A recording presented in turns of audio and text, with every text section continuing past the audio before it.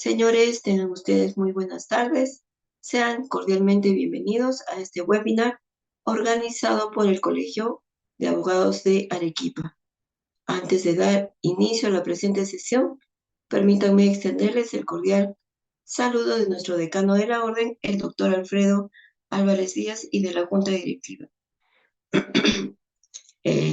Antes de darle pase también al doctor Juve, quiero hacerles hincapié que durante la exposición del doctor va a ir saliendo el link de asistencia, link que tienen que marcar para poder ser acreedores a su certificado del presente webinar, ¿sí? Lo único que tienen que hacer, hacerle clic en el enlace que les va a salir anclado en el chat de esta sesión, hacerle clic, digitar su número de DNI. Señores, es número de DNI, no es celular. El número de DNI, consignar correctamente los 8 dígitos, darle siguiente, el sistema va a cargar unos segundos, les va a mostrar un cuadro de texto donde dice marcar asistencia. Hacen clic en marcar asistencia y el sistema va a reconocer su participación. ¿Sí? Bien, entonces vamos a darle el pase al doctor Uber. Doctor Uber, muy buenas tardes y bienvenido en nombre del Colegio de Abogados. Puede hacer uso de la palabra, doctor. Muy buenas tardes, doctora. Doctora Erika, muy buenas tardes. Buenas tardes con todos los presentes también, el público que está escuchando este webinar. En principio, nuevamente agradecer al decano de nuestra orden y también agradecer la oportunidad de poder participar en este evento nuevamente, ¿no? El tema que yo les he querido traer en esta oportunidad para poder ponerlo a debate, un poco explicarlo y también finalmente presentar alguna especie de reflexiones, es sobre la tutela de derechos en el proceso penal. Para eso vamos a compartir algunas diapositivas que hemos elaborado. A ver.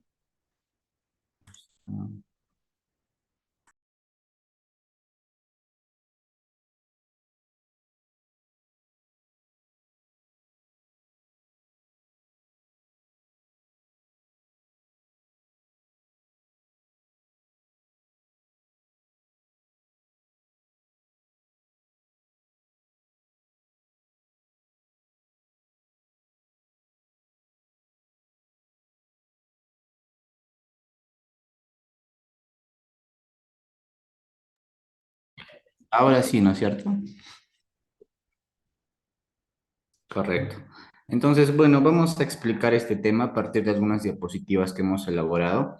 En principio, vamos a delimitar, vamos a conceptualizar qué es la tutela de derechos en el proceso penal.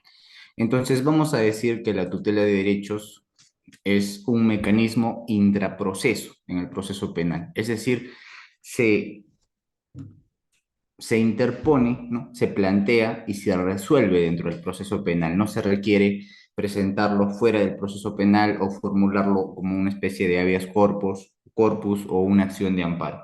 Es un mecanismo del proceso, intraproceso. Es un mecanismo célere, es un mecanismo urgente y es una manifestación de la tutela jurisdiccional de urgencia. No, nosotros sabemos de que el derecho fundamental a la tutela jurisdiccional efectiva es un derecho reconocido en nuestra Constitución, es un derecho fundamental, tiene esa categoría y el derecho a la tutela jurisdiccional efectiva no solo se aplica al proceso civil, sino se aplica en general a cualquier proceso. Y este derecho fundamental, lo que dentro de sus muchos contenidos, lo que implica es de que yo como ciudadano pueda recurrir a través de un recurso al órgano jurisdiccional para determinado fin. Si nosotros lo entendemos este derecho de esta manera, podremos decir de que la tutela jurisdiccional tiene diferentes clasificaciones en el sentido de los tipos de tutela que se permite o se brinda al justiciable, ¿no?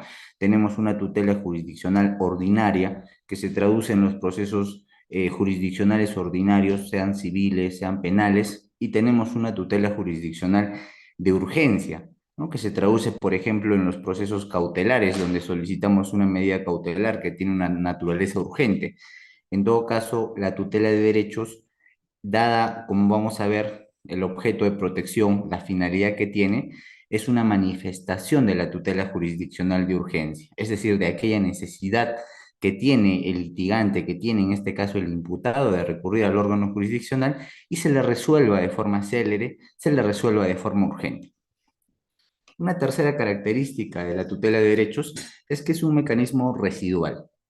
Decimos residual porque va a proceder únicamente cuando no exista otro mecanismo específico establecido por el Código Procesal Penal, establecido por el ordenamiento jurídico penal, a través del cual se pueda solicitar la protección o se pueda solicitar en este caso o determinar que ha habido una vulneración de dicho derecho y se disponga una medida correctiva. Por eso es que tiene este carácter residual, ¿no?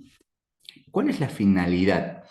La finalidad de la tutela de derechos es la protección y eficacia de los derechos fundamentales y derechos legales del imputado, ¿no? Estos derechos están reconocidos en el ordenamiento jurídico procesal, están reconocidos en normas, están reconocidos en la Constitución, están reconocidos también en normas supranacionales de las cuales nuestro país es parte, ¿no? Como por ejemplo la Convención Americana de Derechos Humanos, los pactos internacionales, la jurisprudencia de la Corte Interamericana de Derechos Humanos, todo el marco normativo donde haya un reconocimiento directo, un reconocimiento expreso, pero también este reconocimiento puede ser un reconocimiento implícito de derechos fundamentales y derechos legales del imputado. También en la tutela de derechos diremos de que, dado que ya hemos manifestado la finalidad, dado que ya hemos manifestado que es un mecanismo interproceso, ¿no? La finalidad de proteger la eficacia de los derechos fundamentales y derechos legales del imputado tiene que ver con qué, con controlar las actuaciones del Ministerio Público y de la Policía Nacional del Perú, ¿no? Como órgano de apoyo del Ministerio Público en el marco de la investigación en un proceso penal. ¿Qué principios son aplicables a la tutela de derechos? ¿No? Entre otros principios, los que hemos rescatado para esta exposición, por ejemplo, el principio de celeridad. ¿Qué significa? Que si yo formulo una tutela, la idea es que el juez resuelva lo más rápido posible, ¿no? En el menor tiempo posible. ¿Por qué? Porque se supone que, como dijimos, dado que yo solicito tutela de derechos, es porque tengo una necesidad urgente de tutela. No podríamos hablar que se trata de un recurso ordinario, ¿no? Esperamos del órgano jurisdiccional una celeridad que debe aplicar a la tutela que uno está formulando o está planteando. Luego tenemos otro principio, ¿no? Que tiene que ver con el principio de tutela jurisdiccional. Hablamos ya hace un momento que la tutela de derechos representa una especie especial de tutela jurisdiccional urgente que requerimos del órgano jurisdiccional. Tenemos también el principio de debido proceso penal, ¿no? Y el debido proceso penal y en general el debido proceso es un derecho fundamental que tiene, bueno, dos vertientes, ¿no? La vertiente formal, la vertiente sustantiva. Sin embargo, el debido proceso es un derecho fundamental aplicable en general a todo proceso. Sin embargo, aquí debemos resaltar que en el caso del proceso penal, ¿no? El debido proceso no es cualquier derecho fundamental, es un derecho fundamental esencial. ¿Por qué? Porque se trata de un derecho al debido proceso reforzado. ¿Por qué? Por la sencilla razón de que en un proceso penal discutimos o en un proceso penal se pone en juego un derecho fundamental o el derecho fundamental más importante quizá de una persona, que es la libertad, ¿no? Entonces, otro de los principios también aplicables que podríamos hacer referencia es el principio de legalidad. ¿Por qué? Porque el debido proceso penal reforzado o el debido proceso penal que exige de que se haga un proceso penal, se lleve a cabo un proceso penal con respeto a los derechos fundamentales del imputado, con respeto a los derechos fundamentales, a los derechos legales del investigado. Es decir, yo como ente del Ministerio Público que dirijo la investigación, realizo los actos de investigación, tengo que observar el principio de legalidad y tengo que respetar los derechos fundamentales del imputado. Si ello no ocurre, bajo el diseño del modelo procesal penal, tengo que, o puedo, yo como abogado o como imputado, recurrir a una persona que va a garantizar esa protección de mis derechos fundamentales o legales. ¿Quién será? El juez de investigación preparatoria, ¿no? Entonces, la figura del juez de investigación preparatoria está creada precisamente para garantizar, para asegurar, para proteger los derechos fundamentales y los derechos legales del imputado en un proceso penal. Ahora, el marco jurídico aplicable, ¿no? ¿Cuál es la normativa referida a la tutela de derechos en el proceso penal? En principio, claro, el artículo 71 del Código Procesal Penal hace referencia a un listado de derechos frente a los cuales si se vulnera, se puede recurrir vía tutela de derechos. Pero vamos a ver que esos no son los únicos derechos, ¿no? El artículo 71 es el que hace referencia a la figura de la tutela de derechos. Pero la pregunta ¿es el único artículo o es el único marco jurídico legal aplicable a este tema? En realidad no, porque si bien es cierto, como marco jurídico procesal únicamente tenemos este artículo del 71, sin embargo, como marco jurídico supranacional, ¿no? Ah, podemos entender que la tutela de derechos deriva, por ejemplo, del siguiente marco jurídico, del artículo 25 de la Corte Interamericana de Derechos Humanos y del artículo 2 del Pacto Internacional de Derechos Civiles y Políticos. ¿Cómo así? ¿No? Se supone que el Estado es parte de la comunidad internacional y como parte de la comunidad internacional está sujeto al marco normativo supranacional y así se ha obligado bajo la figura de los tratados y en general bajo la figura de los instrumentos internacionales. Entiéndase, Convención Americana de Derechos Humanos, pactos internacionales, jurisprudencia de la Corte Interamericana y todo el marco normativo internacional referido a los derechos fundamentales, referido a los derechos humanos.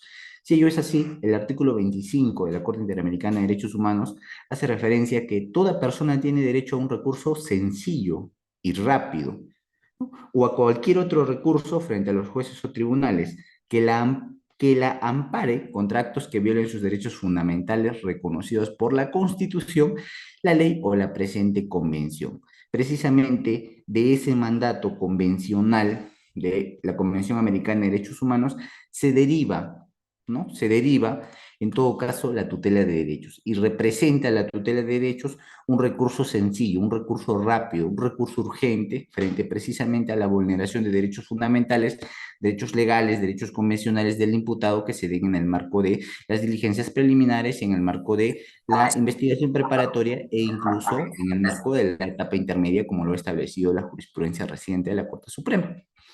De igual forma, en el artículo 2 del Pacto Internacional de Derechos Civiles y Políticos, ¿no? Se hace referencia a que los estados tienen que garantizar la existencia de un recurso rápido, célere, la misma fórmula de la Convención Americana de Derechos Humanos. Entonces, podríamos decir de que el marco jurídico supranacional referido a la tutela de derechos tiene que ver con, al menos, ¿no? Entre otras, con el artículo 2 del Pacto Internacional de Derechos Civiles y Políticos y la Convención Americana de Derechos Humanos en el artículo 25. Y en el ámbito legal, ¿no? Tenemos el artículo 71. Ahora, si nosotros quisiéramos saber, y en el marco constitucional tenemos reconocido expresamente la tutela de derechos, yo diría que indirectamente, porque tenemos reconocido lo que se llama el derecho fundamental a la tutela jurisdiccional efectiva.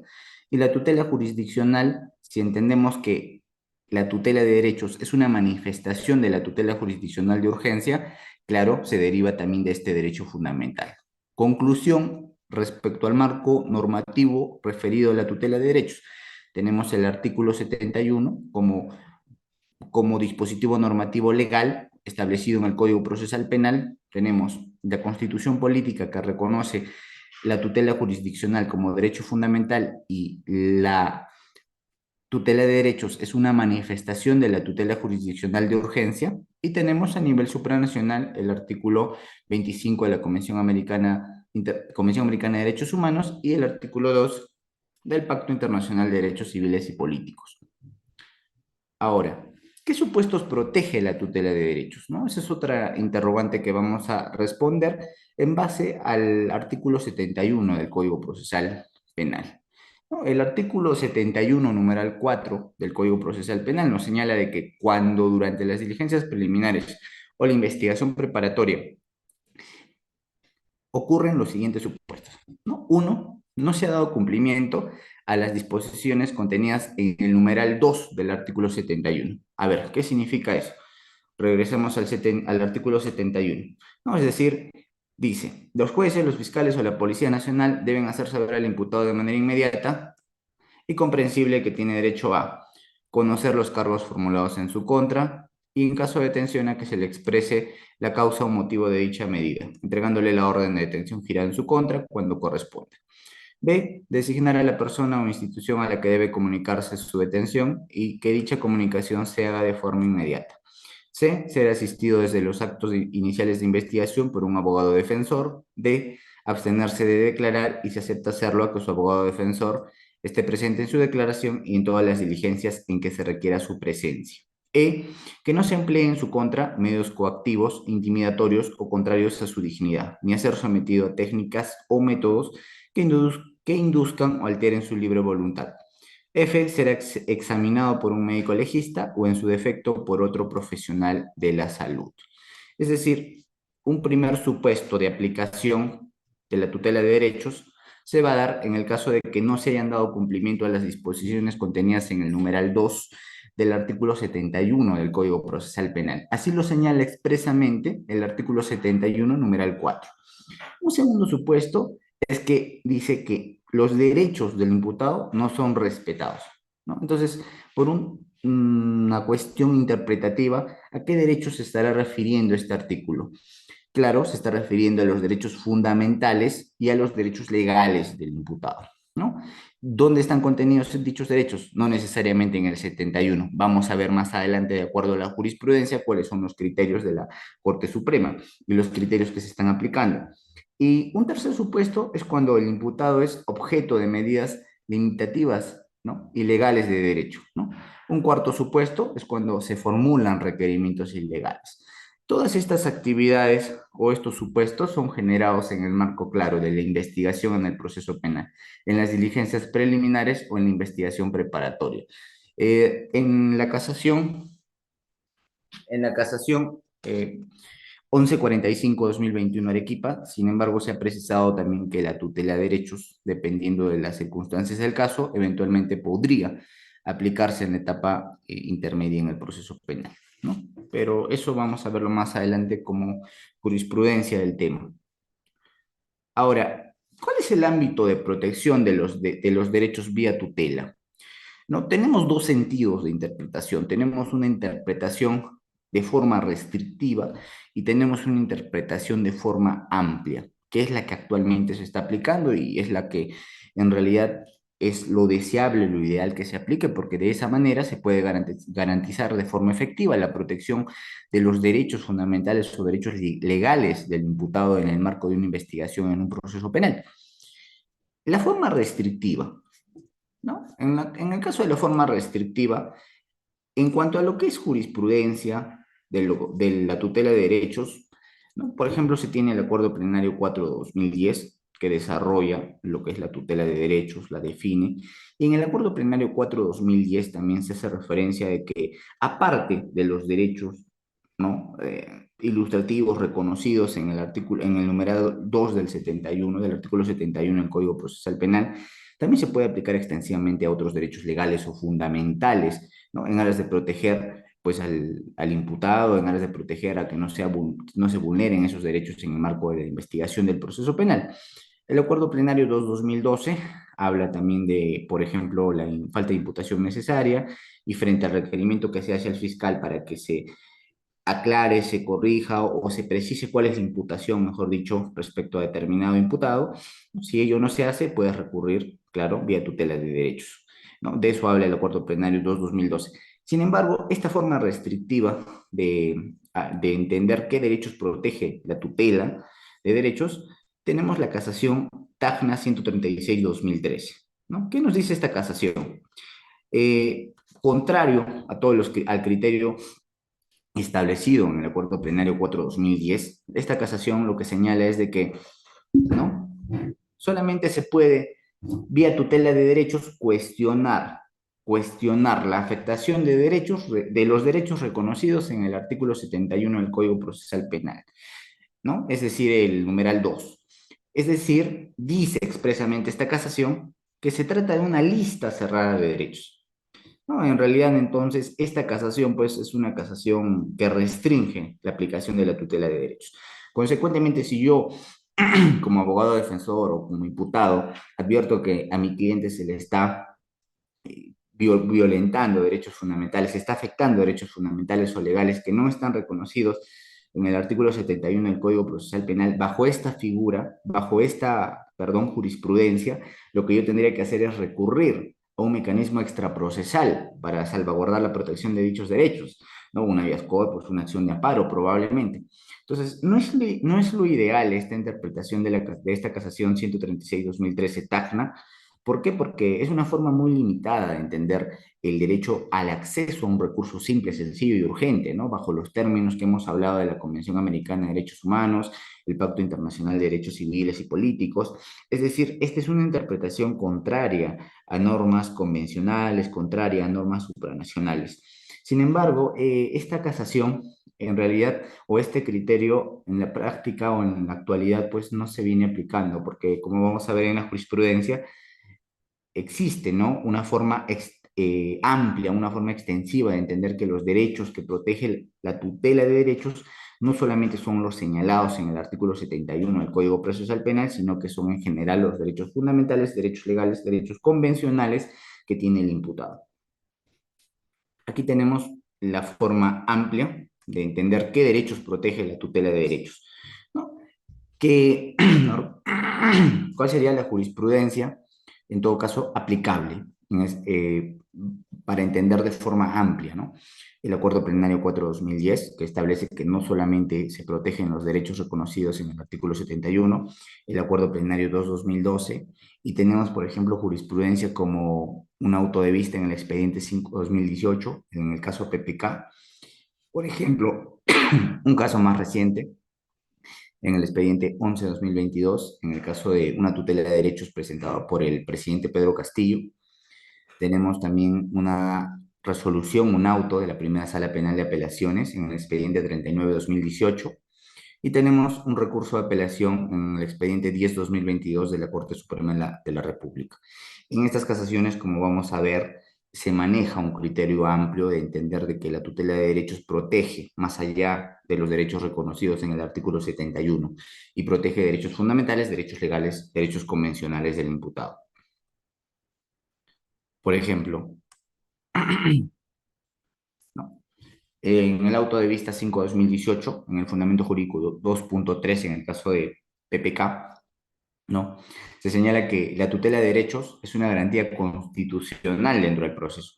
Y claro, porque recordemos que el juez de investigación preparatoria, si bien es cierto, es un tipo de juez penal, pero más allá de eso también es un juez constitucional, es un juez garante de que los derechos del imputado, de que los derechos fundamentales legales se respeten en el marco del proceso penal, ¿no? Y en el expediente 11/2022, la tutela de derechos formulada por el presidente Pedro Castillo, tenemos que en el fundamento jurídico 7.4, ¿no? Se señala que la tutela de derechos constituye uno de los mecanismos procesales que en nuestro país materializa el derecho convencional a un recurso sencillo, efectivo y rápido para la defensa de los derechos, a que alude el artículo 25 de la Convención Americana de Derechos Humanos y el artículo 2 del Pacto Internacional de Derechos Civiles y Políticos. Entonces, si revisamos esta jurisprudencia, este auto de tutela de derechos, vemos de que se hace referencia a que el marco normativo jurídico también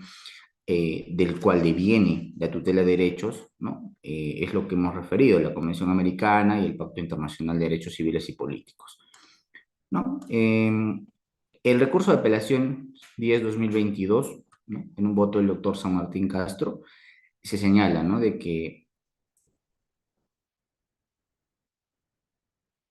el artículo 71, apartado 4 del Código Procesal Penal, entre otros supuestos, autoriza la tutela de derechos ante el juez de la investigación preparatoria cuando en el curso del procedimiento de investigación no se respetan los derechos de rango constitucional o legal ordinario, ¿no? Es decir, no solamente está referido a los supuestos referidos en el artículo 71 del Código Procesal Penal. Es decir, tenemos una aplicación amplia que se le está dando una interpretación extensiva, si se quiere, ¿no? De la tutela de derechos. Y no podría ser de otra forma, porque es el único mecanismo idóneo que existe en el proceso penal para yo poder señalar la vulneración, determinar la vulneración de un derecho fundamental, de un derecho legal y solicitarle al juez de investigación preparatoria que dicte un mandato correctivo. Ahora, decíamos al principio que una de las características de la tutela de derechos es la residualidad. ¿Qué significa ello, no? De que no frente a toda afectación de derechos fundamentales o legales del imputado se puede recurrir en vía tutela de derechos. Es decir, yo tengo que responder la siguiente pregunta. Me podría responder la siguiente pregunta, ¿no? ¿La afectación producida tiene algún mecanismo específico de protección? Si la respuesta es sí, no puedo recurrir en tutela de derechos. Si la respuesta es no, sí puedo recurrir en tutela de derechos. Entonces, aquí hemos elaborado una pequeña fórmula sencilla, ¿no? Que nos podría permitir identificar cuándo sí recurrimos en tutela de derechos y cuándo no podemos recurrir en tutela de derechos. En principio, ¿no? Para poder yo recurrir en tutela de derechos, tengo que identificar cuál es la situación de hecho que genera la vulneración del derecho fundamental o legal del imputado, ¿no? Y tendría que, en segundo lugar, como está aquí en la fórmula, identificar cuál es el derecho vulnerado. Un tercer paso consistirá, habiendo identificado el supuesto de hecho, la situación de hecho, habiendo identificado claramente el derecho vulnerado, tendré que preguntarme, ¿ese derecho vulnerado, la afectación producida de ese derecho vulnerado, tiene algún mecanismo específico de protección además de la tutela de derechos? Entonces, si la respuesta es sí, no puedo recurrir en tutela de derechos. Si la respuesta es no, recurriré en tutela de derechos. Vamos a ver acá algunos ejemplos, ¿no? Por ejemplo, en este caso la situación de hecho es un exceso en el plazo de la investigación preparatoria. ¿Qué pasa si es que se están excediendo los plazos y la investigación continúa? Es decir, hay un exceso, se está vulnerando qué derecho, ¿no? ¿Qué derecho fundamental o cuál es el derecho que se está vulnerando en ese caso? El derecho a un plazo razonable. Entonces, me hago la pregunta, la vulneración, el exceso de plazo en la investigación preparatoria, la vulneración al derecho al plazo razonable, en ese caso, ¿tiene algún mecanismo específico de protección? Sí, claro, el control de plazos es el mecanismo específico que existe. Entonces, como si existe un mecanismo específico, ¿puedo recurrir en tutela de derechos? No. Esa sería la respuesta. No, no puedo recurrir. Un segundo ejemplo, ¿no? ¿Qué pasa si en el marco de un proceso de investigación yo, como abogado defensor, solicito se realicen ciertos actos de investigación, se tomen declaraciones a determinadas testigos, personas, etcétera? Y el Ministerio Público no me da respuesta, y no me da respuesta, y no me da respuesta. O sea, hay un rechazo tácito a la práctica de esas diligencias o esos actos de investigación que se pretende realizar por parte de la defensa. Entonces, ¿qué derecho se está vulnerando? ¿No? Ya tengo identificado el supuesto de hecho, pero ahora digo, ¿qué derecho se está vulnerando? El derecho a la prueba, ¿no? El derecho a yo poder ofrecer prueba en este caso, ¿no? O elementos de investigación para poder determinar la inocencia o no de mi patrocinado. Entonces, me hago la pregunta, ¿esa afectación, ese supuesto de hecho, tiene algún mecanismo específico de protección? Y la respuesta es sí, porque puedo solicitar al juez de investigación preparatoria un reexamen de la inadmisibilidad de esos elementos de convicción o esos actos de investigación que se está ofreciendo se realicen. Entonces, como la respuesta es sí, no puedo recurrir en tutela de derechos. En un tercer ejemplo, ¿no? Imaginen que el supuesto de hecho es una investigación múltiple. Hay dos carpetas fiscales, dos investigaciones que se sigue contra un imputado, contra un investigado. Entonces, me pregunto, ¿cuál es el derecho vulnerado en ese caso? El nebis in idem, en su dimensión procesal, la interdicción de investigación múltiple, ¿no? La proscripción a la interdicción de una investigación múltiple, sucesiva, paralela, múltiple. Entonces me hago la pregunta, esa afectación, esa vulneración al contenido esencial del debido proceso en su dimensión del nebis in idem, ¿tiene algún mecanismo específico de protección en el ordenamiento jurídico procesal penal? No, no lo tiene. Entonces, ¿puedo recurrir vía tutela de derechos? Sí. ¿No? Entonces, con estos simples ejercicios que estamos viendo, ¿no? Y aplicando, por ejemplo, correctamente esta pregunta, ¿no? La pregunta que hemos colocado acá en las diapositivas, identificando en primer lugar la situación de hecho, identificando el derecho vulnerado, y frente a ello, preguntándonos si esa afectación producida tiene algún mecanismo específico de protección, vamos a poder siempre poder concluir si es que la vulneración, en nuestro caso concreto, merece o corresponde, sea planteada vía tutela de derechos. Ahora, en cuanto al procedimiento, ¿no? Quien resuelve una tutela de derechos es el juez de investigación preparatoria y tenemos dos formas en las que se puede dar el procedimiento de la tutela de derechos, ¿no? Siempre va a empezar con una solicitud de tutela en la cual se va a expresar, ¿no? El supuesto derecho, el derecho identificado que se está vulnerando, ¿no? Y, por ejemplo, empieza con la primera forma, empieza con la solicitud de tutela, se corre traslado al Ministerio Público, se fija una fecha de audiencia y se resuelve a través de un auto, ¿no? Resuelve el juez de investigación preparatoria.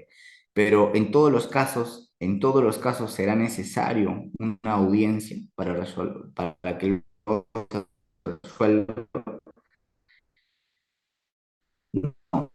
porque dependiendo de hechos, estaremos o el juez advertirá si se está frente a una situación irreparable. Y si estamos frente a una situación irreparable, lo que el juez puede hacer es prescindir de la audiencia, ¿no? Y resuelve. ¿Por qué? Porque ya no tendría sentido convocar una audiencia, esperar a llevar a cabo la audiencia y recién luego resolver, ¿no? Entonces ahí se va a justificar el hecho de prescindir de la audiencia bajo un criterio de urgencia extrema, por así decirlo, ¿no? Entonces tenemos claro de que en un primer supuesto tenemos la solicitud de tutela, se corre el traslado, existe una audiencia, el juez resuelve. En el segundo supuesto, tenemos la solicitud de tutela de derechos, ¿no? Se prescinde de la audiencia y simple y llanamente el juez resuelve, ¿no? Por ser estrictamente urgente en ese caso. Ahora, sabemos de que el órgano jurisdiccional, ¿no? Cuando califica un pedido, cuando califica una solicitud, puede tener tres respuestas, ¿no? Puede tener un tema de decir voy a admitir, también puede observar y también puede declarar improcedente. Entonces, en el caso de la tutela de derechos, si el juez advierte, ¿no?, que lo que se está presentando tiene una finalidad de mala fe, tiene una finalidad obstruccionista de la investigación, lo que podría hacer en todo caso el juez es declarar de plano improcedente, ¿no? Tiene esa facultad. Entonces, ya dijimos que el juez competente es el juez de investigación preparatoria. ¿Y cuál es la oportunidad para presentar la tutela de derechos, ¿no? La investigación preparatoria, las diligencias preliminares, la investigación preparatoria propiamente dicha, y también la etapa intermedia. Así lo ha señalado la casación 1145-2021 Arequipa, ¿no? Depende de ciertos supuestos, se podrían plantear en este caso en la etapa intermedia. Ahora, quería aquí yo hablarles también un poco respecto a la pretensión, ¿no? Y vamos a trabajar el tema de la pretensión en el caso de la tutela de derechos, con conceptos extraídos también del ordenamiento jurídico procesal civil, ¿no? Sabemos de que la pretensión es la manifestación concreta que se formula en una demanda, se formula en un escrito, se formula en un recurso de apelación. En general es aplicable de forma transversal a todas las especialidades del derecho. Entonces, la pretensión tiene dos elementos. Tiene un elemento subjetivo y tiene un elemento objetivo. El elemento subjetivo está referido lógicamente a los sujetos, a las partes en el proceso. Y el elemento objetivo tiene a su vez dos subelementos. Tiene un primer elemento que es la causa de pedir y tiene un segundo elemento que se llama pedido. La causa de pedir son las razones, las circunstancias, ¿no? O las razones, hechos, circunstancias por las cuales justifican o se justifican mi pretensión. Y el pedido es lo que en términos concretos yo requiero, yo pido del órgano jurisdiccional. En el caso de la tutela de derechos, la causa de pedir, esas razones por las cuales yo recurro vía tutela de derechos, estará compuesto por dos cosas. En principio, como dijimos en la fórmula que estuvimos explicando, del supuesto de hecho que vulnera el derecho fundamental o el derecho legal del imputado. Y dos, la identificación del derecho fundamental o derecho legal vulnerado del imputado. Ahora, ¿y el pedido? ¿Cuál será el pedido? El pedido en este caso va a ser una medida correctiva que dicte el juez de investigación preparatoria, ¿no? Y esa medida correctiva puede ser la nulidad, puede ser la exclusión de elementos de investigación obtenidos ilícitamente, como negación de derechos fundamentales, puede ser retrotraer, puede ser excluir, ¿no? La forma, o en este caso este pedido, esta medida correctiva, va a depender, va a variar dependiendo del caso, ¿no? Entonces, bueno, esos son algunos alcances que les quería dar en esta oportunidad respecto a la tutela de derechos. Sin embargo, antes de poder, de culminar ya con la exposición, lo que yo quería formularles en esta oportunidad es algunas reflexiones a modo de poder plantearnos, de repente poder, al modo de poder discutir o desarrollar algunos temas que en la práctica a veces se presentan, ¿no? Por ejemplo, hemos tenido la oportunidad de ver un caso sobre una prisión preventiva en la cual resultó ser interesante por lo siguiente, ¿no? En audiencia de prisión preventiva, por ejemplo, me pregunto, ¿no? ¿Se puede discutir la legalidad de la detención en audiencia de prisión preventiva? Es una primera pregunta, ¿no?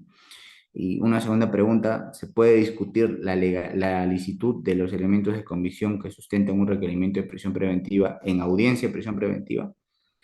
Entonces, son dos preguntas que en la práctica, ¿no? Bajo un poco la experiencia que he podido tener, en la práctica sí se puede. O sea, en realidad en la audiencia de prisión preventiva, ¿no? Se puede discutir, por ejemplo, la legalidad de la detención.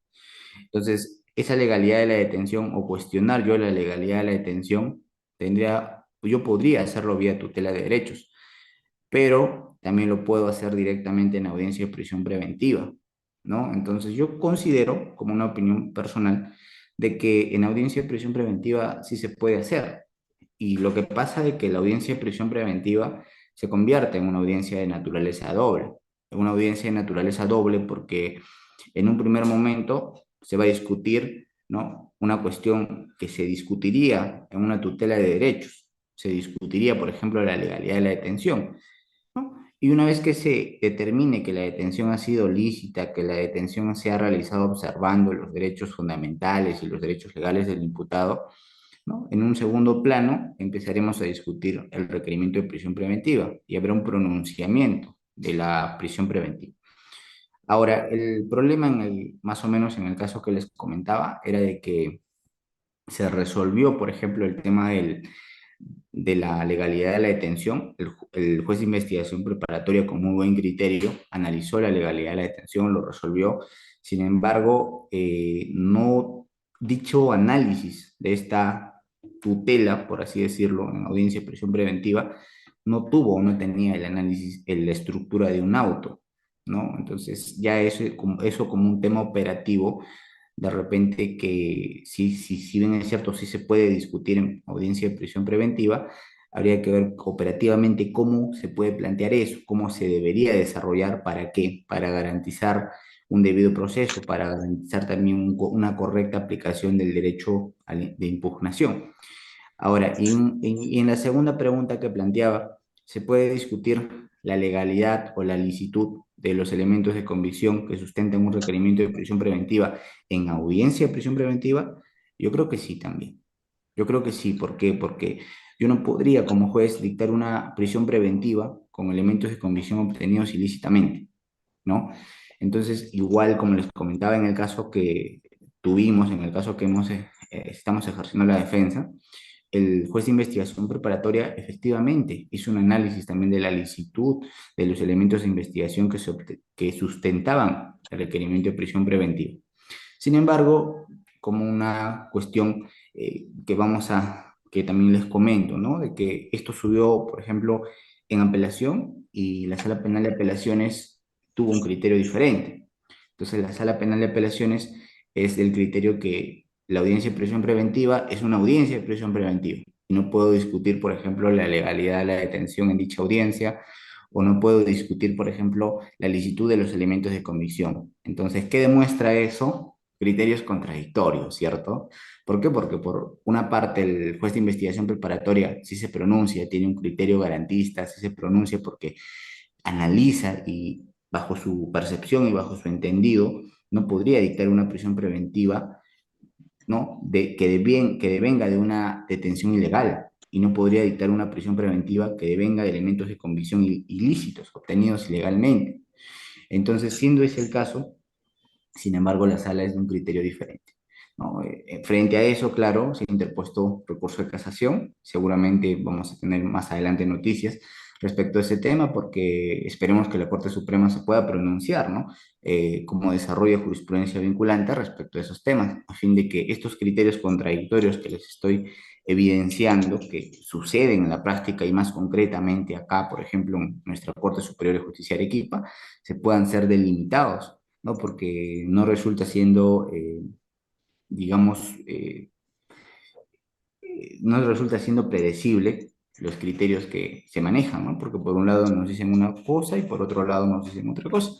Entonces, de todas maneras, ese es un tema todavía académico pendiente. Seguramente la Corte Suprema también se va a pronunciar, ¿no? Pero de todas maneras, mi intención era un poco ponerlo a debate, ¿no? A discusión, de repente, para que se pueda reflexionar sobre esos temas y, bueno, concluir la presente exposición señalando pues y resaltando la tutela de derechos. Espero de que la información que se les ha podido facilitar o se les ha explicado en estas diapositivas hayan podido ser de su utilidad. En todo caso, quedo a disposición de cualquier pregunta que pudiera haber.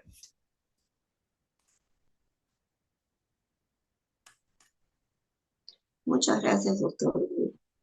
Vamos a ver si ya tenemos alguna pregunta. Ingeniero, ¿me ayuda con las preguntas, por favor? Me disculpa porque estoy un poquito afónica.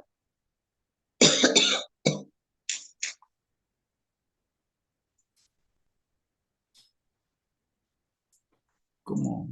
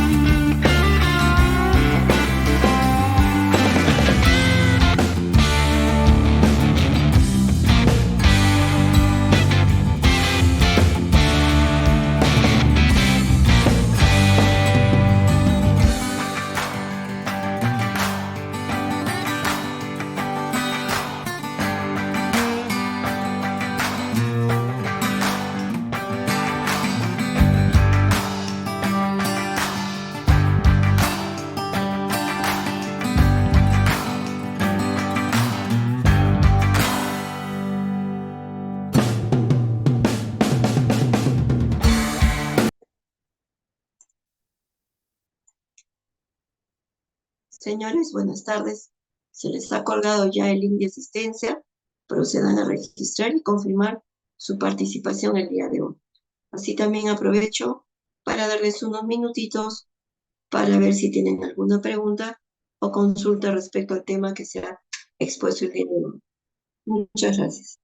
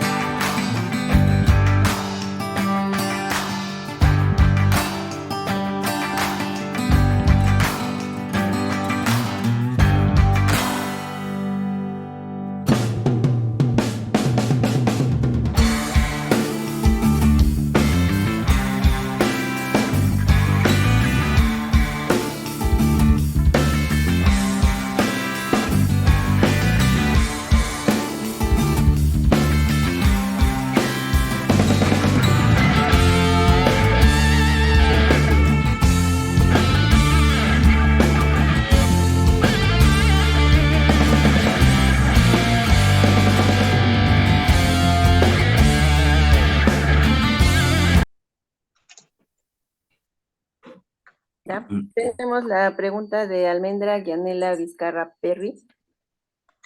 Eh, Dice, doctor, buenas tardes. La primera pregunta es, si el juez de investigación preparatoria considera que no hubo legalidad en la detención, ¿este puede declarar nulo lo actuado por el Ministerio Público y no dar paso a la audiencia de prisión preventiva en sí? Claro. Sí, doctora, gracias por la pregunta. En realidad es un tema complejo, pero claro, en principio, si es que el juez determina que la detención ha sido ilegal, ¿no? Lo que va a corresponder es de que los actos o elementos de investigación obtenidos posterior a esa detención tendrían que ser excluidos porque son obtenidos o han sido obtenidos con vulneración de derechos fundamentales, ¿no? En este caso se vulneró o se vulnera el derecho pues a la libertad personal. Si ello es así, un requerimiento de prisión preventiva que se analice de forma posterior ya no va a tener el mismo peso inicial. ¿Por qué? Porque ya no tendría los sustento o ya no tendría los elementos de convicción que sustentan ese requerimiento de prisión preventiva porque han sido excluidos previamente. Consecuentemente, un pedido de prisión preventiva no podría subsistir. Y segundo, de que si el juez previamente determina que la detención ha sido ilegal, cualquier requerimiento posterior que sea llevado a cabo tiene que ser llevado a cabo bajo la libertad del imputado o del investigado.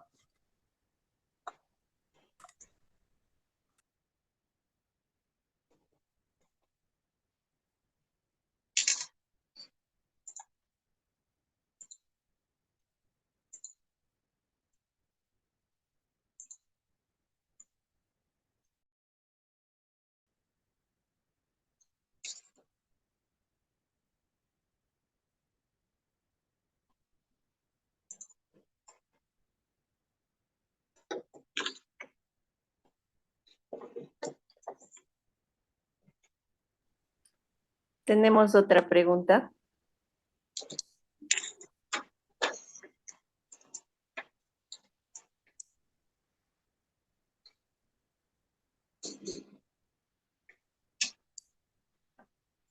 Sí, otra pregunta tenemos.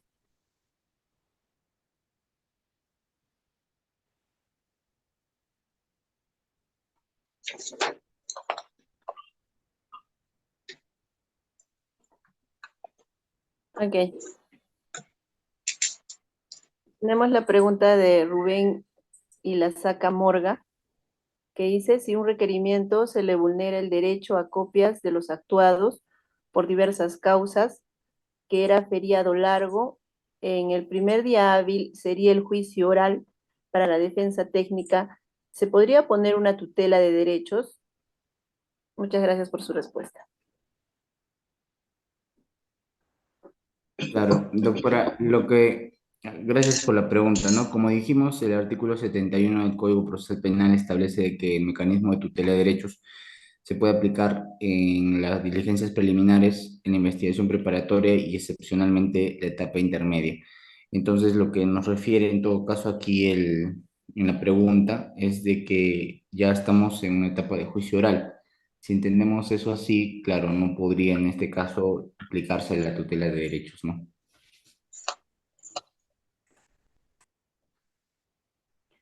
Ok. Bueno, creo que, a ver, voy a ver si hay otra pregunta. No, creo que ya no tenemos ninguna otra pregunta. Entonces, bueno, estaríamos ya terminando con esto, ¿no? Y bueno, sin antes, pues, doctor, agradecerle su participación, ¿no? Y colaboración y su brillante exposición. Esperamos tenerlo en otra oportunidad. Muchas gracias, doctor. Gracias, doctora Erika. Muy buenas noches. Buenas noches. Agradecerles también a todos los participantes. Buenas noches.